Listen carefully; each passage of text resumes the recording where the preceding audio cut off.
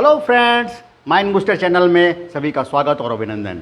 बहुत ही अच्छी class scrutiny system की रही। उसमें हमने डिटेल स्क्रूटनी सिस्टम के बारे में समझा और हमारा इस तरीके से लाइफ प्रोसेस प्रक्रिया जो है वो पूर्ण हो गई। तो इसमें सभी जो थे 7 लेक्चर्स हुए लाइफ प्रोसेस में और सभी ने उसको देखा और बहुत अच्छा उसको आत्मसात किया और साथ में एनसीईआरटी के नोट्स भी बनाए और उन लोगों ने क्या है हमें रिस्पांस भी दिया अपने कमेंट्स के माध्यम से, ईमेल के माध्यम से कि सर बहुत अच्छा समझ में आया। आज हमारे चैनल पर जो लोग भी नए हैं वो चैनल को ज़रूर सब्सक्राइब करेंगे और अपने इस वीडियो को जो आज हमारा जो है कंट्रोल एंड कोऑर्डिनेशन का जो बहुत ही अच्छी क्लास होने वाली है, इसका जो है लिंक सभी दोस्तों में शेयर करेंगे और उनको बताएंगे कि डॉक्टर सूर्य प्रकाश सर आजकल बायोलॉजी क्लास पढ़ा रहे हैं जो कि बहुत ही इंटरेस्टिंग है और साथ में कुछ नया सीखने को मिलता है। तो इस प्रक्रिया के साथ आज हम लोग कंट्रोल एंड कोऑर्डिनेशन के बारे में समझेंगे। तो आज सब लोग चैनल को सब्सक्राइब करेंगे और इस लिंक को जरूर जो है अधिक से अधिक शेयर करेंगे। शेयर कहाँ करेंगे? अपने व्हाट्सएप ग्रुप पे करेंगे। जो भी व्हाट्सएप ग्रुप शहर का होगा उसमें शेयर करेंगे अपने फ्रेंड्स को, अपने रिलेटिव को कि हमारे ये सर हैं जो हमें बायोलॉजी पढ़ा रहे हैं। Thank you. अब हम स्टार्ट लेते हैं अपने टॉपिक से, कंट्रोल एंड कोऑर्डिनेशन का। बहुत ही इम्पॉर्टेंट यह चैप्टर जिसके बिना जीवन संभव नहीं है। जब तक कंट्रोल नहीं होगा और कोऑर्डिनेशन नहीं होगा तब तक क्या है हम सही दिशा से काम नहीं कर सकते हैं, हम सही ढंग से किसी वर्क को नहीं कंप्लीट कर सकते हैं या किसी भी चीज़ के लिए हम सही रिस्पांस नहीं दे सकते हैं। कंट्रोल का मतलब क्या होता है? नियंत्रण। और कोऑर्डिनेशन का मतलब क्या होता है? समन्वय। कंट्रोल के साथ साथ समन्वय होना यह बहुत ज़रूरी है। इस चीज़ को हम लोग बहुत अच्छे से समझेंगे क्योंकि यदि हम इस चीज़ को समझ गए तो हमारे जीवन की जो आवाम होगी, जीवन की जो शैली होगी वो बहुत ही अच्छे से चलेगी। क्योंकि हम सब स्टूडेंट लाइफ में पढ़ते हैं, समझते हैं, उसके हिसाब से हम काम करते हैं। तो हमें ये जानना बहुत आवश्यक है कि किस तरीके से यह कार्य होता है। अब आप देख रहे होंगे कंट्रोल एंड कोऑर्डिनेशन की जो पहली स्लाइड है, इसमें एक बच्चा जो है बॉल को उछाल दिया है। ठीक है, अब ये बॉल को उछाल दिया और ये क्या है, बॉल जो है उसके हाथ में आकर के नीचे आएगी। This is the best example of the control and coordination. बच्चा है, उसने क्या किया, बॉल को उछाला। उछालने के बाद क्या, बॉल उसके हाथ में आ रही है तो क्या हुआ, इसके अंदर जो है ब्रेन जो है, साथ में क्या है सेंस ऑर्गन जो है और साथ में हैंड है, वो सबका क्या है कोऑर्डिनेशन बना। बात समझेंगे, हम किसी भी चीज़ को यदि करते हैं तो हमारा कोऑर्डिनेशन होना बहुत ज़रूरी है। जैसे हम अब इस समय क्लास पढ़ा रहे हैं तो हम आपको देख रहे हैं, आपसे बात कर रहे हैं, हम आपको समझा रहे हैं। साथ में क्या है ब्लैक बोर्ड पर भी जो चीज़ें आ रही हैं, स्लाइड्स आ रहे हैं, उसके बारे में समझा रहे हैं। सबका एक कोऑर्डिनेशन बना हुआ है। इट मीन्स क्या है, डॉक्टर सूर्य प्रकाश सर की जो बायोलॉजी की क्लास है वो सही ढंग से समन्वय के साथ, कोऑर्डिनेशन के साथ चल रही है। व्यूअर्स देख रहे हैं, मैं पढ़ा रहा हूं और स्लाइड चल रही है, आप अपने हाथ से नोट्स बना रहे हैं। सब में क्या है, एक कंट्रोल और कोऑर्डिनेशन की जो चीज़ है वो पूरी हो रही है। अब यहाँ पे देखेंगे कि ये बच्चा जो है वो अपने सेंस ऑर्गन के द्वारा, आइस के द्वारा क्या हुआ कि बॉल को उछाल दिया। उछालने के बाद क्या हुआ, जो बॉल ऊपर गई उसके बाद क्या हुआ, ब्रेन ने, उस आंख ने देखा। देखने के बाद क्या हुआ, उसका जो नर्व इंपल्स था वो क्या हुआ, ब्रेन को गया। ब्रेन ने जो है उस पर विचार किया कि हाँ इस बॉल को पकड़ना है। तुरंत क्या हुआ, ब्रेन ने हाथ को क्या है ऑर्डर दिया और हाथ उसके नीचे आ गए। आने के बाद क्या हुआ, बॉल पकड़ लिया। तो ये क्या हुआ, कंट्रोल एंड कोऑर्डिनेशन का एक बहुत ही सरल और सिंपल उदाहरण मैं आपको समझाया। क्लियर हो गई बात? दूसरा एग्जाम्पल यहां देख रहे हैं कि एक जो है टीचर मैम है यहां पर, वो क्या है प्रश्न पूछ रही है। समझना मैं यहां क्या समझाना चाह रहा हूं, प्रश्न पूछ रही है और एक जो है यहां पर गर्ल जो है उसने हैंड रेस किया हुआ है, मतलब उसको आंसर आता है। तो कहने का क्या मतलब हुआ कि यह पूरा यह क्लियर हो जाना चाहिए कि जब हमने हैंड रेस यहां पर किया तो इसका मतलब क्या हो रहा है कि सारी चीजें जो है ये टीचर किसी प्रॉब्लम को लेकर के पूछने के बाद क्या हुआ, उस बच्चे ने उस चीज पर विचार किया और विचार करने के बाद क्या हुआ, उसने हैंड रेस किया और हैंड रेस करने के बाद क्या हुआ, टीचर की जो आईज थी, जो सेंस ऑर्गन था, देखा कि अमुक XYZ बच्चे ने जो है हैंड रेस किया है, उसको खड़ा किया, बच्चे ने उस जो चीज समझाई थी उसके आधार पर क्या हुआ, उत्तर दिया। तो मतलब क्या हुआ, हम यहां पे क्लास पढ़ा रहे हैं और कोई चीज समझा रहे हैं, उसका जो उत्तर जो आप दे रहे हैं वह क्या है, वह भी एक कंट्रोल एंड कोऑर्डिनेशन का एक बहुत ही सरल और सिंपल उदाहरण है। अभी हम जैसे आपको बोल रहे हैं, आप जो है हमारी वीडियो को सुन रहे हैं और आप उस पर क्या है, रिएक्ट कर रहे हैं कि हाँ सर बहुत ही अच्छे से हमें समझा रहे हैं, भली भांति बता रहे हैं, और इस चीज़ का रिएक्शन जो है वो हमें पता चल रहा है कि आप इस वीडियो को अच्छी तरीके से देख रहे हैं।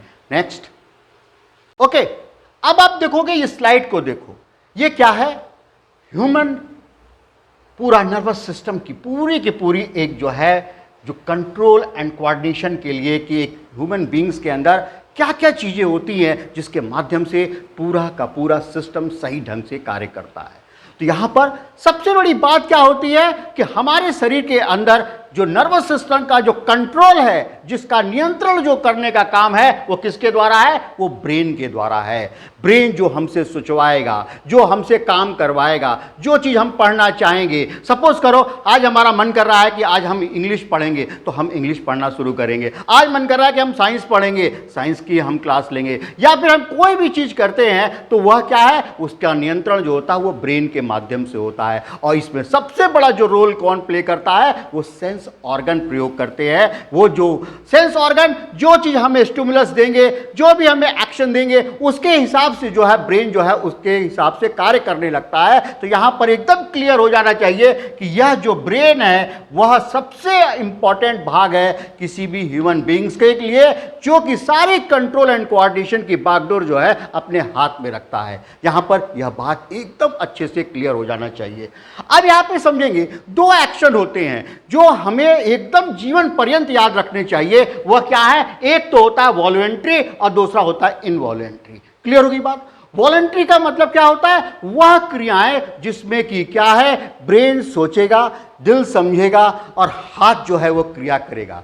फिर से समझ लो, ब्रेन जो है सोचेगा, दिल जो है उसको समझेगा और हाथ जो है उसको क्रिया करेगा, मतलब एक्शन होगा। तो उसको क्या कहेंगे, हम वॉलंटरी एक्शन बोलेंगे, जिसके माध्यम से सारी चीज़ें होती हैं। जीवन के जितने भी अधिकतम काम होते हैं वो वॉलंटरी चलते हैं। वो हम पढ़ रहे हैं, लिख रहे हैं, साइकिल चला रहे हैं, स्कूल जा रहे हैं, बाइक चला रहे हैं, फ्रेंड से बात कर रहे हैं, फ्रेंड से चैट कर रहे हैं, सोशल साइट्स पे जा रहे हैं। ये किसके द्वारा है, सब ये क्या है, वॉलंटरी के द्वारा हो रहा है। लेकिन साथ में एक एक्शन जो होता है वो इनवॉलंटरी होता है। इनवॉलंटरी का मतलब क्या होता है, जिस पर ब्रेन का कोई नियंत्रण नहीं है। अब उसको कैसे समझेंगे, मान लो जैसे डॉक्टर सूर्य प्रकाश सर ने खाना खा लिया आज क्लास पढ़ाने से पहले। अब मैं कह दूं कि नहीं भाई, अब मुझे यूट्यूब पे क्लास पढ़ानी है, अब मेरा खाना जो है बिल्कुल मत पचाओ, अभी शांत बैठे रहो, पहले क्लास पढ़ाने नहीं दो। तो क्या ऐसा हो जाएगा, पेट मेरी बात मान जाएगा? या फिर मैं कहूं कि आज मेरा दिल बहुत धड़क रहा है, ए दिल तुम जरा थोड़ी देर आराम कर लो, रेस्ट कर लो, बंद कर दो अपना धड़कना। तो क्या संभव है कि बंद हो जाएगा? बिल्कुल नहीं हो सकता। तो जो इस तरीके के एक्शन होते हैं उसको क्या बोलते हैं, इनवॉलंटरी एक्शन बोलते हैं। क्लियर हो गई बात। तो यहां पर समझ लें, ऐच्छिक क्रिया और अनैच्छिक क्रिया हिंदी में भी जान लेंगे।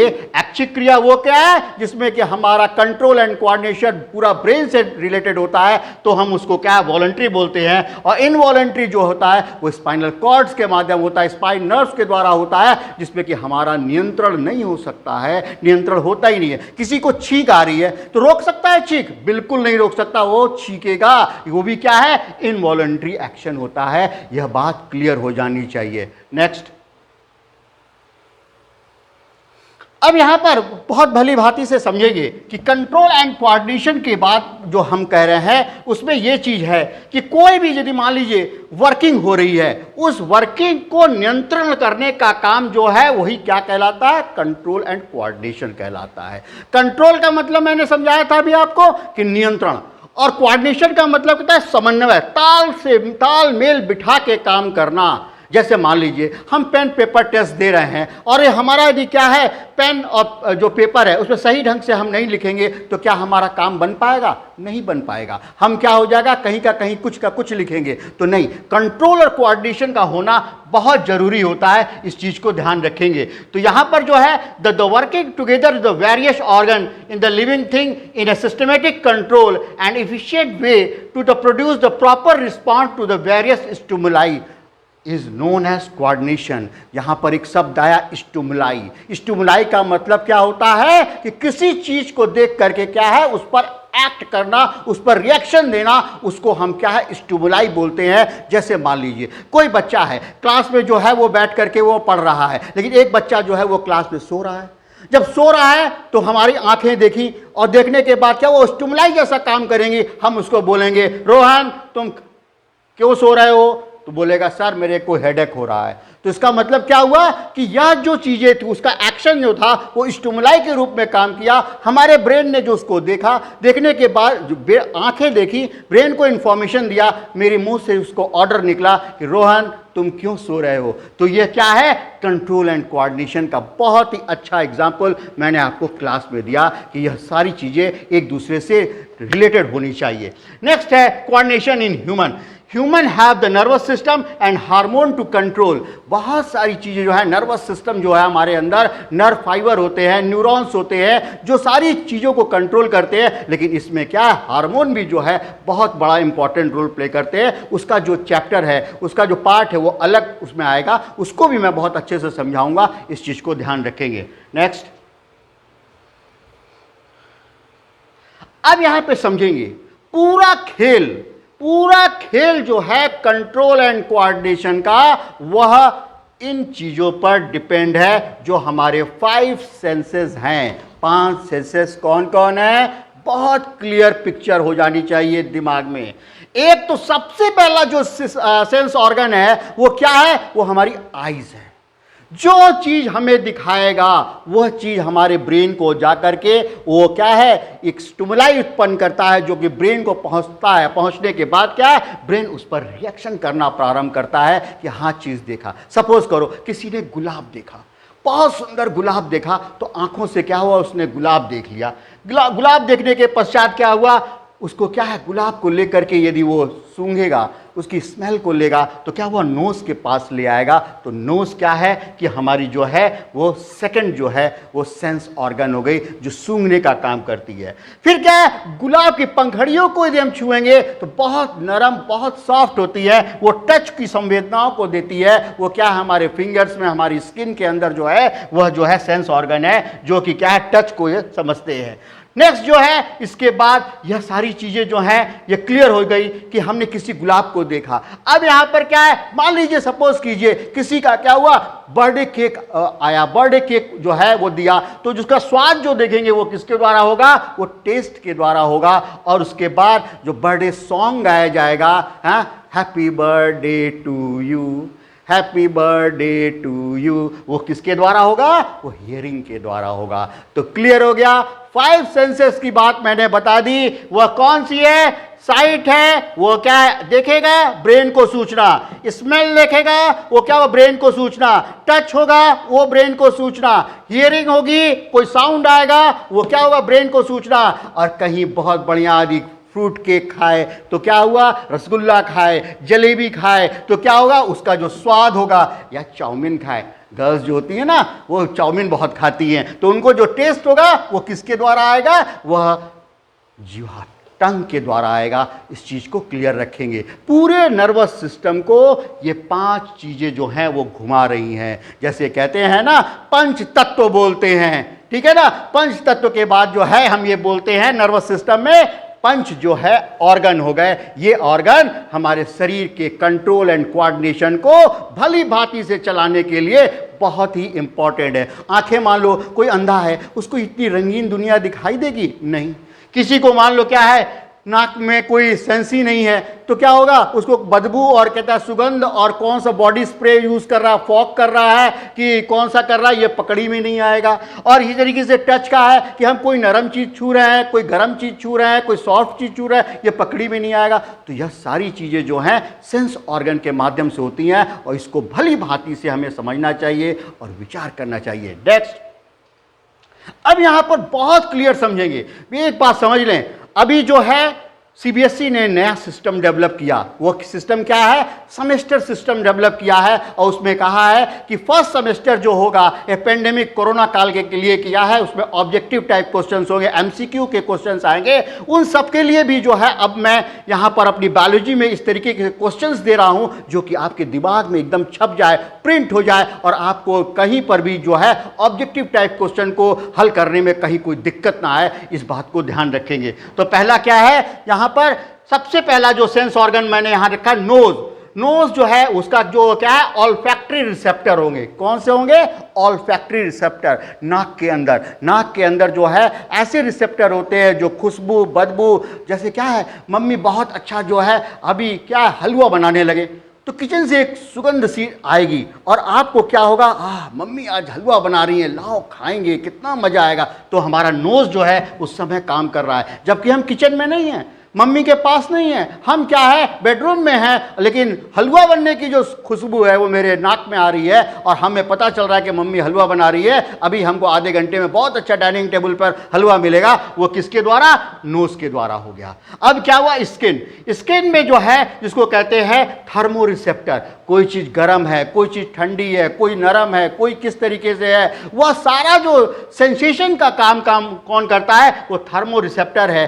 टच से जो है थिग्मो रिसेप्टर भी इसको बोलते हैं, यह बात ध्यान रखेंगे जिससे कि हमें सारी चीजें जो है पता चलती रहती है। फिर क्या है, आई जो है वो क्या है, फोटो रिसेप्टर की बात आती है कि वो फोटो रिसेप्टर जो है वो किसी चीज का फोटो खींचना और उसके बाद क्या है वो हमें बतलाता है कि हाँ ये चीज देखी गई, इसकी स्टिमुलाई ये थी, ये सारी चीजें। ईयर जो है वो क्या है, फोनो रिसेप्टर कहते हैं, जो कि कान में साउंड आता है उसको सुन करके हमें पता चलता है। अब जैसे क्या है, बहुत लोग क्या है जो हमारी आवाज़ से, डॉक्टर सूर्य प्रकाश की आवाज़ से क्या है परिचित हो चुके हैं, उनको क्या है यदि कहीं वीडियो चल रही होगी तो भी बता देंगे कि हाँ सूर्य प्रकाश सर की यह आवाज़ है। हर व्यक्ति की दुनिया में जिस तरीके से फेस अलग अलग होते हैं उसी तरीके से वॉइस भी अलग अलग होती है। हम अपने मम्मी की, अपने पापा की, अपने भाई की, अपनी बहन की, अपने प्रिंसिपल सर की, अपने क्लास टीचर की, सबकी वॉइस हम पहचानते हैं। मैं अभी किसी को फ़ोन करूं तो क्या होगा, तुरंत आप बोलोगे अरे सूर्यप्रकाश सर बोल रहे हैं। अमिताभ बच्चन किसी को बोलेगा तो क्या होगा, तुरंत उसको सुना समझ में आएगा कि अमिताभ बच्चन बोल रहा है। तो क्या हुआ, वॉइस भी क्या है, वो बहुत बड़ी चीज है जिसको क्या है फोनो रिसेप्टर जो है वह क्या है रिसेप्ट करता है, उसको सुनता है और हमारे ब्रेन में क्या है एक मेमोरी बनी हुई है जिससे मैच करके यह बता देता है कि यह फला व्यक्ति की है। सोचो तुम्हारे इस जीवन में कितने लोग आए होंगे, कितने तुमने वीडियो देखे होंगे, लेकिन डॉक्टर सूर्यप्रकाश के आवाज को आप सुनते ही क्या है पहचान जाते हो। इसका मतलब क्या हुआ, आपका फोनो रिसेप्टर जो है बहुत बेहतरीन काम कर रहा है और आपको हर चीज जो है संज्ञान में आ रही है। ये डॉक्टर सूर्यप्रकाश की वॉइस है, वो बायोलॉजी पढ़ा रहे हैं। क्लियर हो गई बात। नेक्स्ट बात है टंग जो है, टंग जो है वो क्या, गैस्ट्रोटरी रिसेप्टर कहते हैं इसको। हमने क्या खाया, गुलाब जामुन खाया कि हमने चाउमीन खाई कि हमने बर्गर खाया कि हमने पिज़्ज़ा खाया कि हमने क्या है मम्मी के हाथ की रोटी खाई, मैंने शुद्ध जो है भिंडी की सब्जी खाई, क्या चीज़ खाया, यह चीज़ कैसे पता चलती है, यह जो है गैस्ट्रोटरी रिसेप्टर के माध्यम से पलती है जो कि हमारे जीभ पर मौजूद होती है। तो क्लियर हो गई बात। ये 5 सेंस हमारे पूरे कंट्रोल एंड कोऑर्डिनेशन को भली भांति से समझा करके, व्यवस्थित करके और हमारे जीवन को सही ढंग से चलाने में पूरी रूप से मदद करते हैं। इस बात का ध्यान रखेंगे। ठीक है, तो अब यहां पर नर्वस सिस्टम मैंने आपको बहुत अच्छे से अभी शुरुआत में समझाया कि what is nervous system. Clear होगी बात। अब क्या function of the nervous system में है, तो क्या है, regulate the voluntary and involuntary, दोनों चीज बताया मैंने, वॉलंटरी एक्शन भी बताया, इनवॉलंटरी एक्शन भी बताया। और यहां पर एक चीज हम आपको बताना चाहेंगे कि जितना इनवॉलंटरी एक्शन होता है वह हमें क्या है, बहुत सुरक्षा भी देता है। कभी कभी कभी क्या होता है, हम बाल बाल किसी दुर्घटना से बच जाते हैं।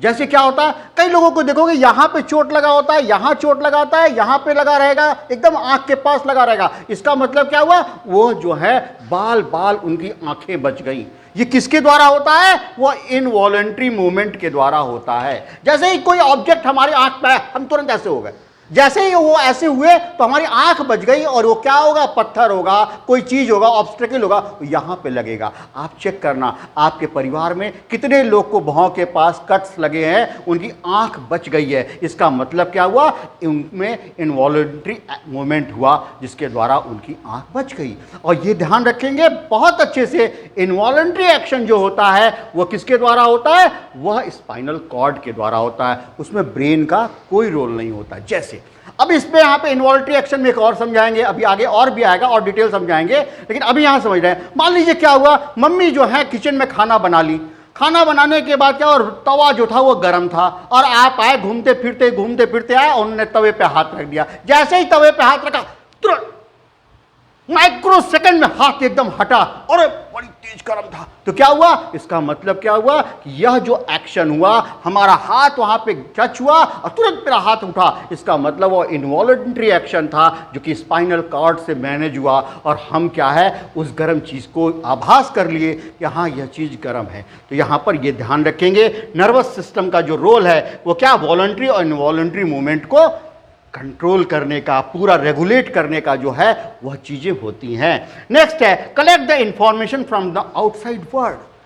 संसार में क्या क्या चीजें हो रही हैं, फिल्म इंडस्ट्री में क्या हो रहा है, वो तेंदुलकर ने कितना खेला, विराट कोहली ने क्या शतक बनाया, क्या चल रहा है, कैटरीना कैफ की क्या कौन सी फिल्म रिलीज हो रही है, आज प्रिंसिपल सर क्या पढ़ाएंगे, आज हमारे क्लास टीचर क्या पढ़ाएंगे, ये सब्जेक्ट टीचर क्या पढ़ाएंगे, आज हमारे स्कूल में कौन सी एक्टिविटी होगी, टीचर्स डे मनाया जाएगा या फिर क्या है 15 अगस्त मनाया जाएगा, 26 जनवरी मनाई जाएगी। ये सब चीज़ों के बाद में सारी इंफॉर्मेशन कलेक्ट करना। आपको देखो, खुद सोच के देखना कि जो 15 अगस्त अभी जो आने वाला है उसके लिए हम लोगों ने पर साल क्या तैयारी की थी। तो आपको याद आएगा कि हम तो प्ले सॉन्ग, उसमें ग्रुप सॉन्ग में थे, हमने एकल गीत गाया था, या फिर हमने कोई एक्ट किया था, वो सारी चीज़ें याद रहेगी। वो क्या है, अपने ब्रेन के माध्यम से होता है, क्योंकि हमारे ब्रेन में ये सारा नर्वस सिस्टम जो है वो मेमोरी के अंदर रिकॉर्ड होता है कि पर साल हमने क्या किया था, इस साल हम क्या कर रहे हैं, हमारी किस फ्रेंड से लड़ाई हुई थी, किस बात पर लड़ाई हुई थी, यह भी सब जो चीज़ होती रिकॉल होता है। और जो collect information from the outside world है वो सब किसके द्वारा होता है, ब्रेन के द्वारा होता है, नर्वस सिस्टम के द्वारा होता है।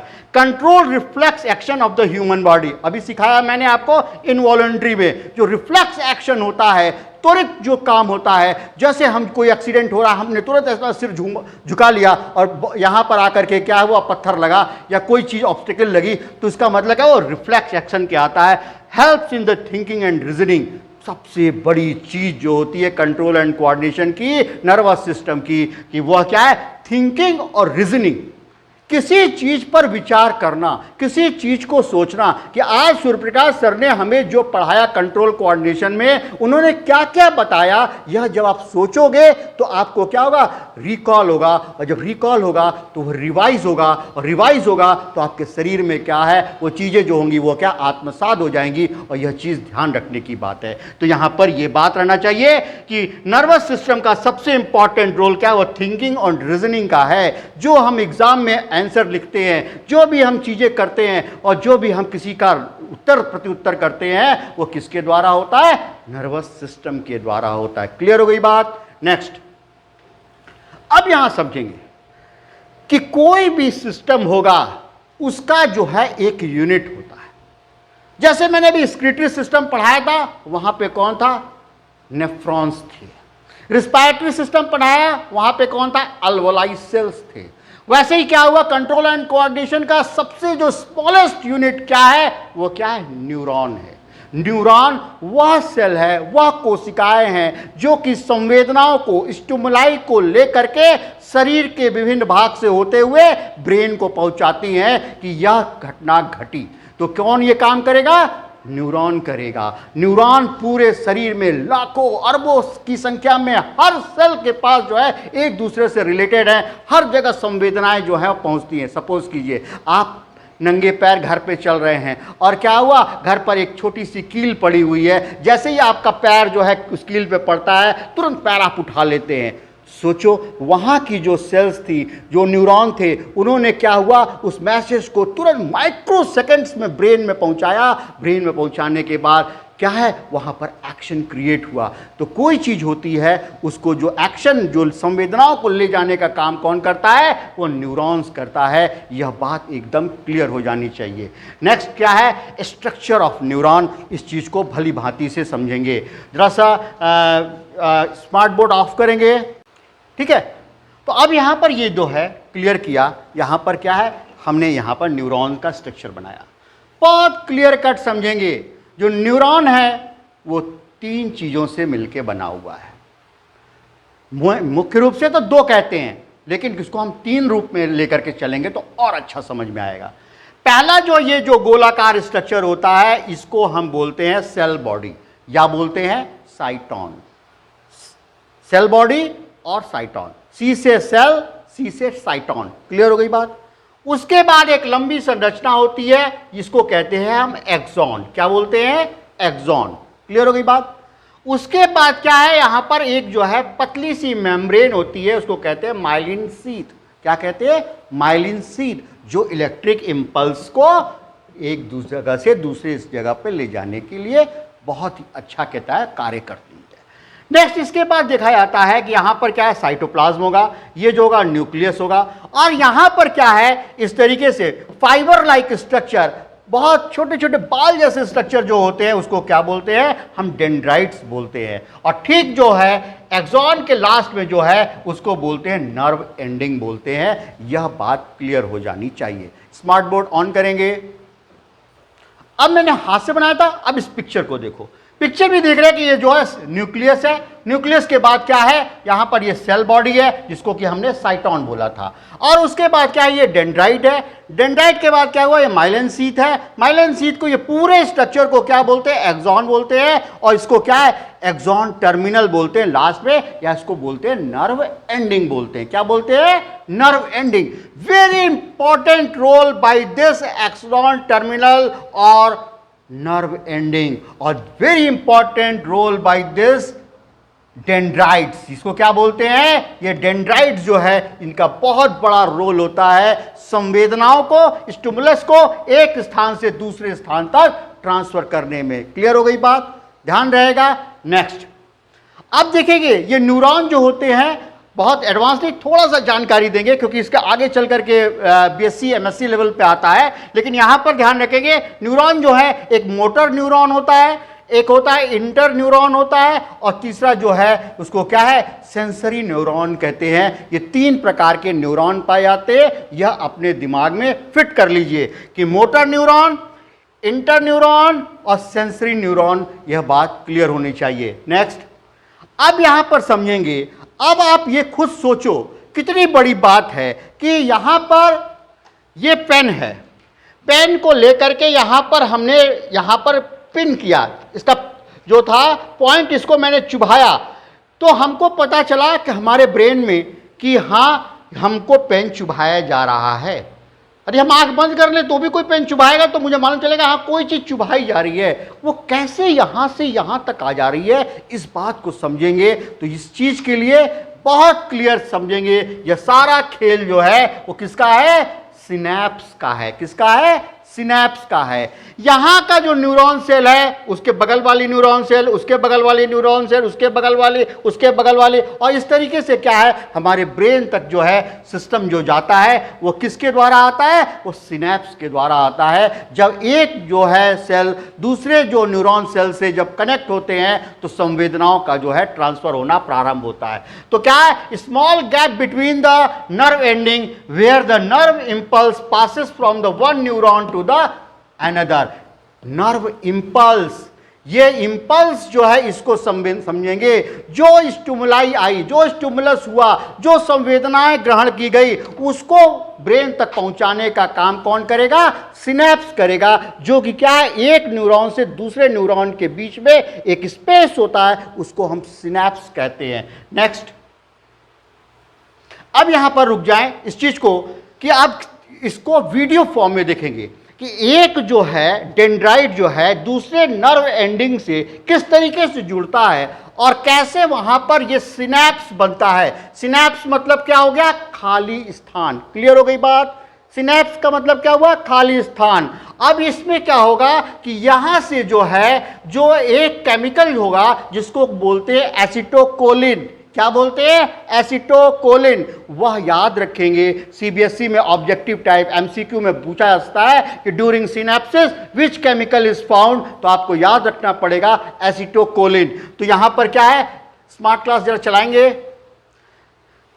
अब ये देखिए किस तरीके से क्या है कि एसिटोकोलिन जो है वो केमिकल सिक्रीट किया जा रहा है इसके द्वारा, और ये क्या, उसी के माध्यम से संवेदनाएं एक न्यूरॉन से दूसरे न्यूरॉन्स में जा रही है। ये डेंड्राइट्स है और ये क्या, नर्व एंडिंग है। इसी तरीके से बॉडी के अंदर लाखों करोड़ों जो है नर्व्स जो है काम कर रही हैं और सब में सिनेप्स बन रहा है और सब में एसिटोकोलिन जो है किस तरीके से इस सिनेप्स वाली जगह को क्या ट्रांसफर कर रहा है। एक बार फिर से चला देंगे इसको जरा।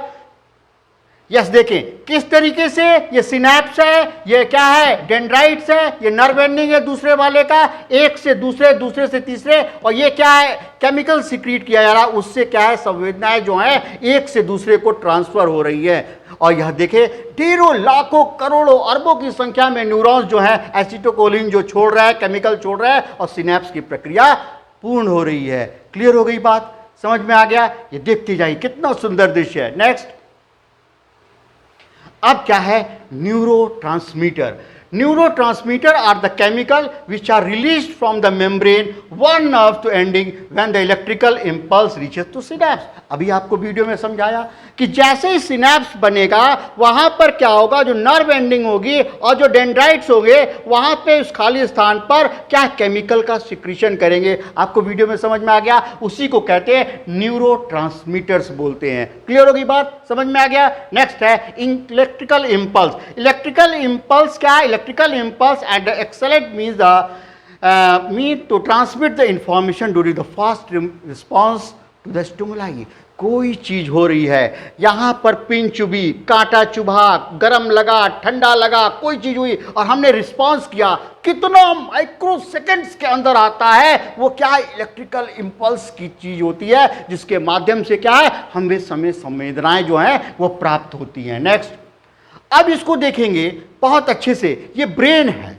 अब इसके अंदर क्या है, इलेक्ट्रिकल इंपल्स कैसे पॉइंट आउट होते हैं न्यूरॉन्स के द्वारा, बहुत क्लियर कट समझाया है, चमकता हुआ दिखाई देगा आपको कि किस तरीके से ये समझाया जा रहा है कि न्यूरॉन्स जो है वो किस तरीके से इलेक्ट्रिकल इंपल्स को लेकर के पूरे ब्रेन को जो है इंफॉर्मेशन देना और उसके हिसाब से पूरी बॉडी को जो स्पाइनल नर्व्स है, नर्व एंडिंग है, उनके माध्यम से क्या है क्रियात्मक कार्य होना। हाथ का चलना होगा, पैर का चलना होगा, हमें किसी चीज़ को देखना होगा, गर्दन घुमाना होगा, हमें दोनों हाथ ऊपर करना है, ये करना, ये सारी चीज़ें कौन देता है, ब्रेन देता है। तो कैसे नर्व इंपल्स जो है वो होता है, इसको करेंगे। स्मार्ट टीम ऑन करें इसको। देखिए किस तरीके से क्या है नर्व इलेक्ट्रिकल इंपल्स जो है ये डोनेट कर रहे हैं, इस तरीके से डिनोट कर रहे हैं पूरा का पूरा कि कैसे ब्रेन के अंदर संवेदनाएं चल रही हैं और किस तरीके से ये कार्य हो रहा है। यहाँ पर यह बहुत ही अच्छी जो चीज़ें हैं यह आपको दिखाई जा रही हैं कि पूरा न्यूरॉन जो है वो इलेक्ट्रिकल इंपल्स के माध्यम से क्लियर हो रहा है। इस बात को समझेंगे। नेक्स्ट करेंगे। अब यहाँ क्या है, बहुत बड़ी बात है, खूब सीबीएसई में पूछा जाता है, न्यूरोमस्कुलर जंक्शन। न्यूरोमस्कुलर जंक्शन जो है वह क्या चीज़ होती है, इसको समझेंगे बहुत अच्छे से। जो यहाँ पर फाइबर जैसे क्या है मसल फाइबर है और कोई भी मोटर न्यूरॉन जो है नर्व इंपल्स को लेके जा रहा है, वो कैसे जो है किसी को कनेक्ट करता है और किस तरीके से जो है यह न्यूरोमस्कुलर जंक्शन बनता है, इस चीज़ को यहाँ पर समझेंगे। देखिए, it is a point where the muscles fibre come in the contact with the motor neuron carrying the nerve impulse from the central nervous system. जो हमारे पास इंफॉर्मेशन आ रही है वो किस तरीके से न्यूरोमस्कुलर जंक्शन के माध्यम से यह चीज़ें जो हैं वो क्लियर होती हैं। इस चीज़ को समझेंगे। यहाँ पर क्या है, इलेक्ट्रिकल इम्पल्स का एक स्थान से दूसरे स्थान पे जाना, ब्रेन को सूचना पहुँचना, ब्रेन के हिसाब जो है निर्णय देगा कि हमें क्या चीज़ करनी है, क्या चीज़ नहीं करनी है। जैसे अब मेरा ब्रेन कह रहा है कि आप क्या है स्मार्ट बोर्ड को छू करके दिखाइए इस वाले को, तो मेरा ब्रेन ने कहा, मेरा हाथ ने ऑर्डर फॉलो किया और ये दिखा रहा है। ये क्या है, न्यूरोमस्कुलर जंक्शन का जो है उदाहरण है कि किस तरीके से नर्व्स जो हैं वो किस तरीके से बात को, ब्रेन की बात को मानते हैं और उस तरीके से कार्य होता है। नेक्स्ट, अब क्या है इसके बाद बहुत ही इंपॉर्टेंट चीज जो आपके 3 नंबर के सवाल में पूछा जाता है, रिफ्लेक्स एक्शन। रिफ्लेक्स एक्शन क्या है, इट इज ए रैपिड, पहली बात क्या, बहुत ही त्वरित होगा, इतना त्वरित होगा कि आपको माइक्रो सेकंड्स में एक्शन होता है। Automatic response to the stimulus that are the control through the spinal cord. मैं अभी शुरुआती दौर में भी बोला था कि जितना इनवॉलंटरी एक्शन होता है, जितना भी इस तरीके की चीजें होती हैं वो क्या स्पाइनल कॉर्ड के माध्यम से होती है। यह बात यहां पर क्लियर होनी चाहिए। एग्जाम्पल, कफिंग, हम खांसते हैं, स्नीजिंग जो हम छींकते हैं, ब्लिंकिंग ऑफ आई, आंखें बंद होती हैं, रोशनी जो बहुत तेज होती है तो आंखें हमारी ऐसी हो जाती हैं, धूप में निकलेंगे इस तरीके से देखेंगे, या बहुत तेज रोशनी आएगी, सामने से कार आ रही है तो हमारी आंखें जो हैं वो थोड़ी छोटी सी हो जाती हैं, blinking of I. It protects the body from the damage. इसका सबसे बड़ा इंपॉर्टेंट काम है रिफ्लेक्स एक्शन का कि हमारी बॉडी से, जो हमारी बॉडी को क्या है वो प्रोटेक्ट करती है किसी भी चीज़ की घटना को घटने से बचाने के लिए। और क्या है, it controlled and the monitor through the spinal cord nervous system, not by the brain. यह क्रियाएं जो होती है ब्रेन के माध्यम से नहीं होती हैं, स्पाइनल कॉर्ड के माध्यम से होती है। कई बार होता है ना, बाइक चला रहे हैं और थोड़ा सा हुआ, बाल बच गए, ट्रक निकल गया सटाक से, उस समय हमारा स्पाइनल कॉर्ड जो है बहुत अच्छा काम करता है। तो यहाँ पर यह बात क्लियर हो जानी चाहिए। और इसी क्रम में इसको है रिफ्लेक्स आर्क क्या होता है, बहुत ध्यान रखेंगे। ये 3 नंबर में कई बार हर साल रोटेशन पर जो है पूछा जाता है सीबीएसई में, इस चीज को ध्यान रखेंगे। The reflex action is produced by the specialised process called the reflex arc. जो क्या रिफ्लेक्स एक्शन को यदि हम उसको डायग्रामेटिक यदि शो करते हैं, पूरा सिस्टम बना करके दिखाते हैं, तो उसको हम क्या बोलते हैं, रिफ्लेक्स आर्क बोलते हैं। नेक्स्ट, अब आपने यहां पे बहुत अच्छे से समझा, अब इसको समझेंगे रिफ्लेक्स आर्क को, बहुत क्लियर समझेंगे। सीबीएसई का ये बहुत इंपॉर्टेंट सवाल है और ये 3 नंबर में पूछा जाता है, हर साल पूछा जाता है। और इस बार तो क्या 50% जो सेकंड सेमेस्टर है उसमें, जिसमें लिखने का केस स्टडी बेस्ड जो क्वेश्चन होगा उसके अंतर्गत भी ये क्या है बहुत इंपॉर्टेंट रोल प्ले करेगा। तो रिफ्लेक्स आर्क को हम समझेंगे कि कोई भी यदि यहाँ पर गर्म पानी रखा हुआ है, वो गर्म पानी जो है इसको क्या ऐसे हाथ डालेगा तो रिसेप्टर जो होंगे हीट और जो पेन, और रिसेप्टर जो होगा वो क्या होगा, स्किन के माध्यम से क्या है ये रिसेप्टर जो संवेदनाओं को लेगा, जैसे ही लेगा वो क्या होगा, तुरंत हाथ हटाएगा। लेकिन इस हाथ हटाने के पीछे कितना बड़ा तंत्र लगा हुआ है, इसको समझना बहुत जरूरी है। वही क्या है, रिफ्लेक्शन आर्क है। बिल्कुल ध्यान से समझेंगे अच्छे से।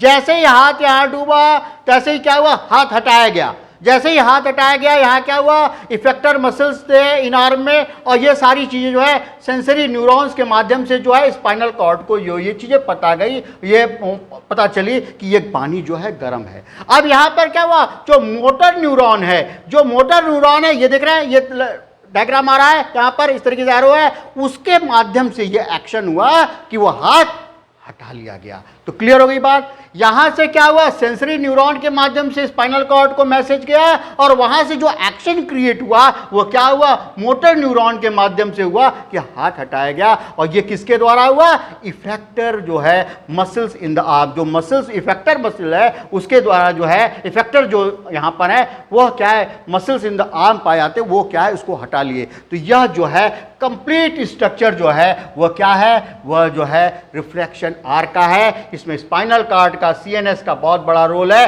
और वह क्या है, मैसेज जो है वो ब्रेन को जा रहा है। एक्शन तो हो जाएगा स्पाइनल कॉर्ड से, बाद में इंफॉर्मेशन जो है वो इस तरीके से मेंटेन किया जाता है पूरा सीएनएस के माध्यम से। यहां पे क्लियर हो गई बात, ध्यान रहेगा। कि रिफ्लेक्स एक्शन क्या है, रिफ्लेक्स आर्क क्या है, इसको बहुत अच्छे से तैयारी करेंगे। एनसीईआरटी में ये चित्र भी दिया हुआ है, उसको बाकायदे देखेंगे और करेंगे। और साथ में एक बात यहाँ पे कहना चाहूँगा कि जो भी हमारे इस चैनल पर नए हैं वो चैनल को जरूर सब्सक्राइब करेंगे और अपने मित्रों में जरूर क्या है इस लिंक को शेयर करेंगे, खास करके व्हाट्सएप पे। ये प्रॉमिस कर लो हमसे कि जितने बच्चे देख रहे हैं इस वीडियो को वो अपने व्हाट्सएप ग्रुप पर, अपने क्षेत्र में, अपने शहर में, हर ग्रुप में जो है इस बायोलॉजी की क्लास को जरूर डालेंगे, जिससे बच्चे जो हैं उसको सीखेंगे और कुछ नया सीख करके आगे बढ़ेंगे। तो ध्यान रखेंगे।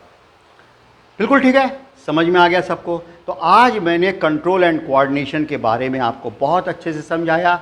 इसके बारे में आपको पता चला कि कौन कौन से वॉलंटरी एक्शन होते हैं, इनवॉलंटरी एक्शन कैसे होते हैं, न्यूरॉन का स्ट्रक्चर क्या होता है, न्यूरॉन का फंक्शन कैसा होता है, सिनैप्स क्या होती है, सिनैप्स से कैसे ट्रांसफ़र होता है। ये बहुत इंपॉर्टेंट चैप्टर था जिसको कि मैंने आपको एकदम धीरे धीरे धीरे धीरे क्लियर आपको समझाया। अब आपका काम क्या होता है, यहाँ से शुरू होता है। आप इसको एनसीईआरटी से बैठ करके थोड़ा स्टडी करेंगे, नोट्स बनाएंगे। किसी को कोई डाउट होगा तो वो हमको कमेंट सेक्शन में ज़रूर पूछेंगे। कमेंट सेक्शन में जो है ध्यान रखें, अपने स्कूल का नाम ज़रूर लिखेंगे और शहर का नाम भी लिखेंगे तो बहुत ही अच्छा रहेगा। और साथ में अपने फ्रेंड्स को, अपने मित्रों को, अपने टीचर को, सभी को ये बात बताएं कि हमारी सर की क्लास जो चल रही है बहुत अच्छे से हमें समझ में आ रहा है। और किसी को कोई और भी टॉपिक पे यदि चाहिए, इसे पढ़ाई से हट करके भी चाहिए, तो मुझे पता होना चाहिए सभी को कि मैं एजुकेशनल मोटिवेटर हूँ। उस तरीके के भी जो है वो बना करके